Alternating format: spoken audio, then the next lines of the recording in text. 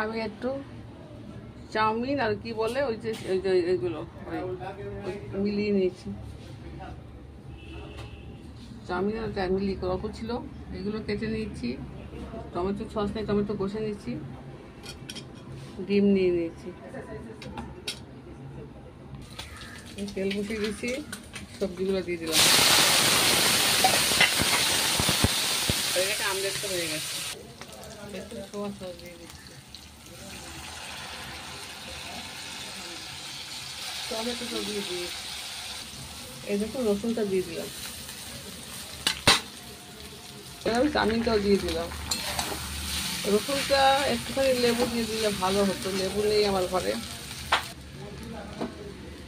এই যে ডিমের আমলেটটা দিয়ে দিলাম, পরে দেখাচ্ছি। এই দেখুন আমার চাউমিন হয়ে গেছে, এখনই এই দেখুন আমার চাউমিন হয়ে গেছে, কত সুন্দর হয়েছে।